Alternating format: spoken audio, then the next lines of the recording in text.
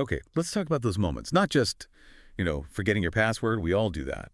I mean, those times when you're faced with something seemingly simple, like one of those fancy touchscreens in a restaurant, and suddenly ordering a burger feels like, I don't know, advanced calculus. Your brain just freezes. Total system failure.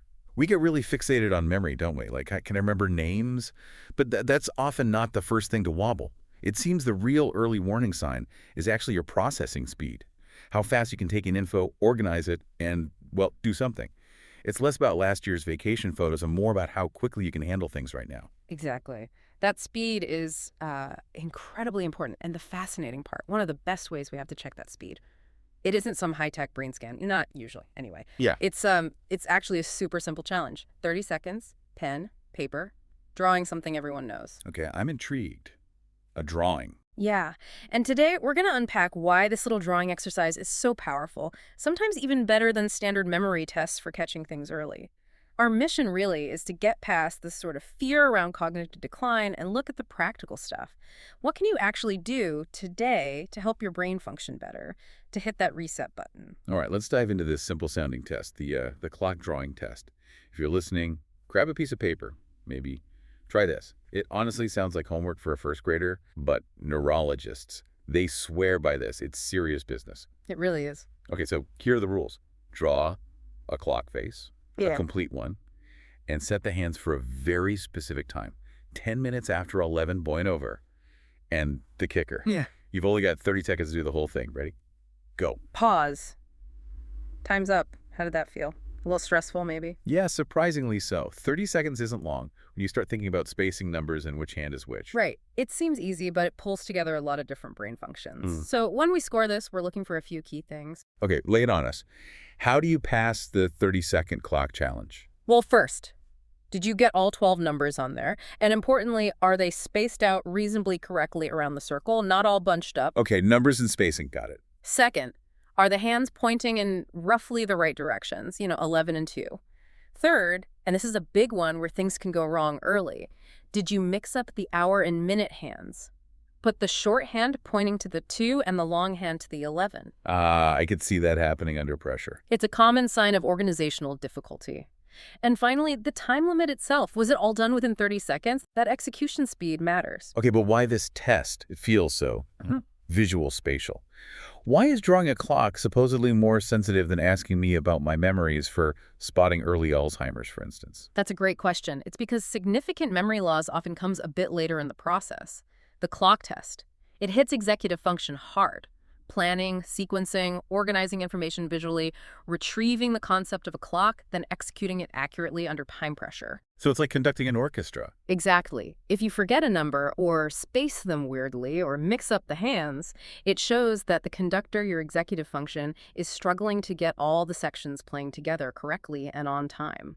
It's that breakdown in coordination, not just recall, that often gives us the earliest clue. It really reframes things. Okay, so if the clock test reveals some potential glitches in the system, let's talk about why.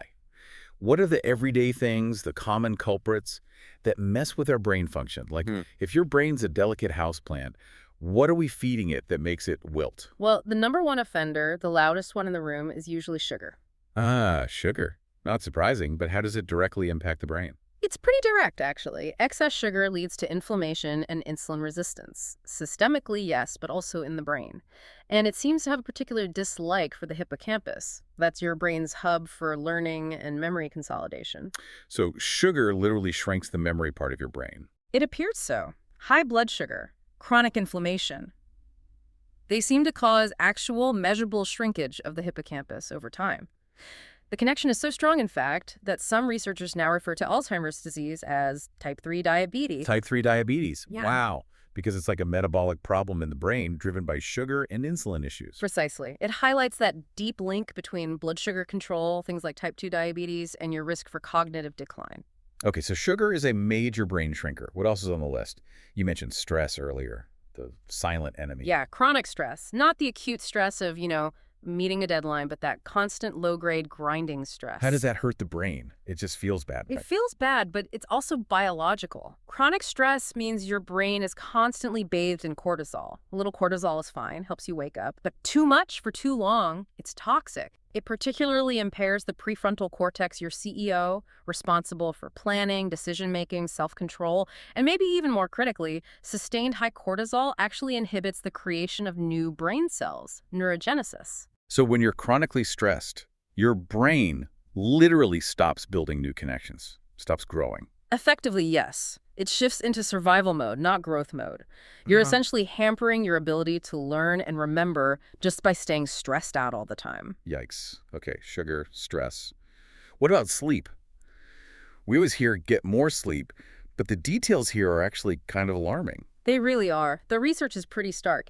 Even just one night of really poor sleep can lead to detectable, albeit tiny, shrinkage in the brain. And you mentioned this earlier, it can even kickstart the formation of those amyloid plaques. Plaques. Let's unpack that. What are those exactly? Brain gunk. Pretty much. Think of them as sticky clumps of protein waste, amyloid beta specifically. They build up between neurons and basically gum up the communication line, cellular garbage. And the reason one bad night matters, deep sleep is when the brain's cleaning crew comes out. It's called the glymphatic system. The glymphatic system. Okay. During deep sleep, certain brain cells kind of shrink temporarily, opening up channels. Then cerebrospinal fluid washes through, flushing out metabolic waste, including those amyloid proteins. If you don't get enough deep sleep, the cleaning crew doesn't finish the job, the trash accumulates, plaques start to form. Love that analogy. Gotta let the cleaning crew work their shift. Okay, we've covered the shrinkers. Sugar, stress, poor sleep. Now let's flip it. How do we actively protect and even grow brain tissue? This brings us to BDNF, right? Yes, BDNF, Brain-Derived Neurotrophic Factor. Think of it as miracle grow for your neurons. Okay, brain fertilizer. I like it. It's a protein that helps existing brain cells survive and thrive, but crucially, it promotes the growth of new connections between neurons, synaptogenesis. It's how your brain builds new pathways and strengthens old ones. Boosting BDNF is key for cognitive health, and it also helps fight things like depression. Awesome. So how do we get more of this BDNF flowing? What's the game plan? I think you have like 5 main strategies. Yep, 5 key ways. We can start with maybe the most accessible. Number 1, intermittent fasting. Specifically, something like the 168 method, fasting for 16 hours, eating within an 8-hour window. 16 hours sounds like a lot, but it mostly covers sleep. Exactly. For many people, it just means skipping breakfast or pushing it later. That extended break from digesting triggers cellular cleanup processes like autophagy and ramps up BDNF. I've heard that. It gets easier once you break the habit. Okay, what's next? Something a bit more intense. Number 2, cold therapy. Yeah, this one takes some grit. Could be a cold shower, could be a full cold plunge. Oh boy, I can feel my body screaming, NO, just thinking about it. Why does that shock help, though, apart from waking you up very fast? That shock triggers a massive release of norepinephrine. It's a neurotransmitter and hormone. Big surge. That gives you immediate alertness, focus, and weirdly, often a better mood afterward. It's actually studied for anxiety and depression because it seems to help reset your stress response system. You feel calm and focused after the initial unpleasantness. Okay, mental note. Embrace the cold shiver for brain gains. Number 3. Back to basics. Deep sleep. We just talked about the cleaning crew. It's non-negotiable. It remains one of the most powerful ways to heal the brain, consolidate memories, and recover from the day's mental effort. You need that deep sleep for BDNF to work its magic. Right. Can't fertilize if the ground's full of trash. Makes sense. Number 4. Mental challenge. Your brain really does operate on a use it or lose its basis, but it needs real challenge, not just doing the same Sudoku puzzle every day. Think about learning a new language, picking up a complex musical instrument, tackling a subject that feels genuinely difficult. You need that mental friction to force the brain to build new pathways and release BDNF. Push yourself mentally. Got it.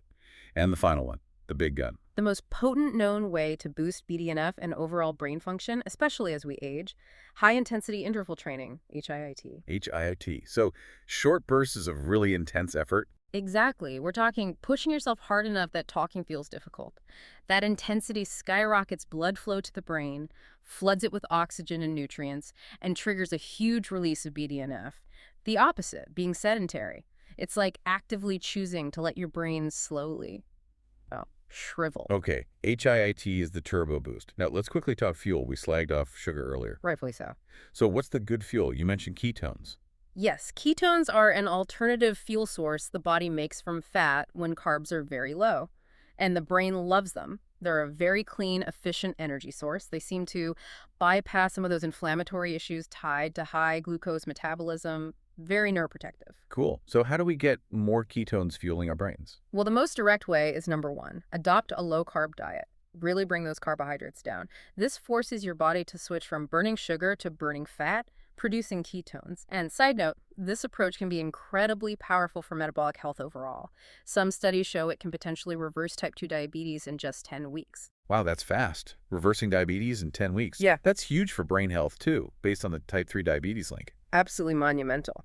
Number two, you can actually consume fats that convert easily into ketones, things like MCT oil or even coconut oil. Your liver turns these medium-chain triglycerides into ketones pretty readily, giving your brain a direct ketone fuel source. People often use it for focus. MCT oil in the coffee, though. Could be an option. And number three, for those maybe already dealing with some cognitive struggles, there are ketone supplements. Taking exogenous ketones can provide that fuel directly. Okay, low carb, maybe some MCT oil, possibly supplements.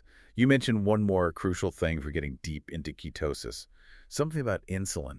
Yes, keeping insulin low is absolutely key. High insulin levels shut down ketone production.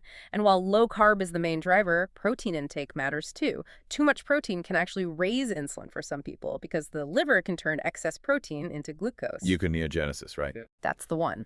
So the strategy is moderate protein enough for your body's needs, but not excessive amounts while not being afraid of healthy fats. Fat has the least impact on insulin, keeping you in that fat-burning, ketone-producing state. Moderate protein, plenty of healthy fats, very low carbs. Got it. So wrapping this all up, what's the big takeaway for everyone listening? It sounds like our brains aren't just passively aging, are they? Not at all. The brain is incredibly dynamic. It's constantly changing, adapting. And the exciting part is that you have significant influence over that process.